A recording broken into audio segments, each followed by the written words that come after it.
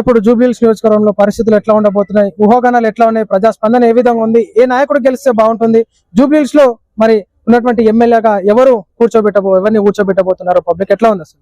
ఈ రోజు నవీన్ అన్న అమరవీరుల స్తూపానికి నివాళులు అర్పించుకొని గౌరవించుకోవడం జరిగింది. ఆ బీఆర్ఎస్ అధినేత అయినటువంటి కేసీఆర్ కు వాళ్ళ బిడ్డ చెప్తున్నది, అమరవీరులారా మమ్మల్ని క్షమించండి అని మోకరిల్లింది. అమరవీరుల స్తూపం ముందు మిమ్మల్ని మేము విస్మరించాం, మేము ఆ తెలంగాణను దోచుకుంటానికి వచ్చిన వాళ్ళం, దాచుకుంటానికి వచ్చిన వాళ్ళం, మీ లక్ష్యాలను నెరవేర్చడానికి వచ్చిన వాళ్ళం కాదు అని చెప్పేసి ఆమె అమరవీరుల స్తూపం కాడ మోకరిల్లినటువంటి పరిస్థితి మరోసారి గుర్తు చేస్తూ, జూబ్లీహిల్స్ ప్రజలు బీఆర్ఎస్ పార్టీకి ఓటు వేస్తే అది మోరిలో వేసినట్టు, అది చెతకుప్పలో వేసినట్టుగా ఫీల్ అవుతా ఉన్నారు. ఎందుకంటే ఇప్పుడు కాంగ్రెస్ పార్టీ అధికారంలో ఉంది.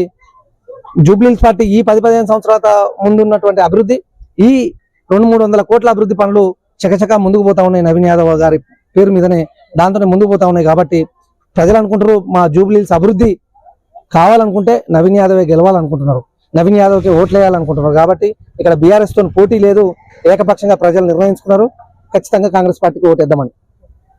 ఉస్మానియా యూనివర్సిటీ అంటే మనం చూసుకోవచ్చు, ముఖ్యంగా చెప్పాలంటే తెలంగాణలో పురిటిగడ్డ, పోరాటాల గడ్డ ఈనాడు మనం చూసుకోవచ్చు. సో ముఖ్యంగా విద్యార్థులు ఆనాడు ఆత్మ బలిదానాలు చూసుకోవచ్చు. తెలంగాణ ఉద్యమంలో ఎంతో మంది ఆత్మ బలిదానాలనే కన్నా కొడుకులు ఆత్మహత్యలు చేసుకుంటే తల్లిదండ్రులు గ్రామీణ ప్రాంతాల నుంచి మా కొడుకు వచ్చి మమ్మల్ని ఆదరిస్తాడు, ఉద్యోగం వస్తే మమ్మల్ని సాతాడని చెప్పేసి ఆ తల్లిదండ్రికి కొడుకు చనిపోయాడని చెప్పి చాలా బాధాకరమైన విషయం. సో అలాంటి విద్యార్థులు తెలంగాణ ఉద్యమంలో పాల్గొన్నారు, ఇంకా నిరుద్యోగులుగా ఉంటున్నారు. సో ఈనాడు ఏ విధంగా మారబోతుంది తెలంగాణ రాష్ట్రంలో కాంగ్రెస్ పార్టీ గురించి మీరు ఏం చెప్పాలనుకుంటున్నారు? మేము పార్టీ గురించి అనకంటే కూడా బీఆర్ఎస్ ప్రభుత్వం వచ్చిన తర్వాతకి తెలంగాణ రాగానే ఇంటికొక ఉద్యోగం ఇస్తామని చెప్పిన కల్లెబొల్లి మాటలతోటి కసాయి కేసీఆర్ అధికారంలోకి రాగానే విద్యార్థులను, నిరుద్యోగులకు మా భవిష్యత్తు బాగుపడుతుందని చెప్పేసి మేము నమ్మి ఆ 10 సంవత్సరాలు కూడా మా తల్లిదండ్రులు కూడా నమ్మి ఏం చేశారు, బీఆర్ఎస్ పోటేయడం జరిగింది.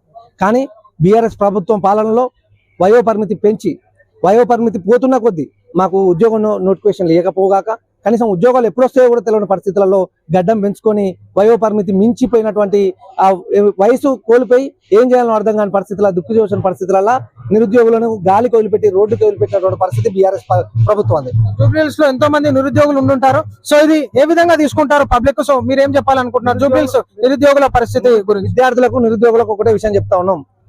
ఇక్కడ నవీన్ యాదవ్ అన్న నిరుద్యోగుల కోసం, విద్యార్థుల కోసం స్వతహాగా తను చేసినటువంటి సేవలు ఎన్నో ఉన్నాయి.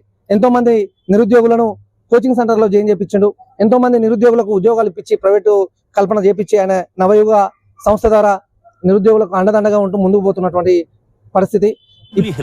మన నవీన్ అన్న చెయ్యి గుర్తుకే ఓటేద్దాం, అభివృద్ధిని కొనసాగిద్దాం.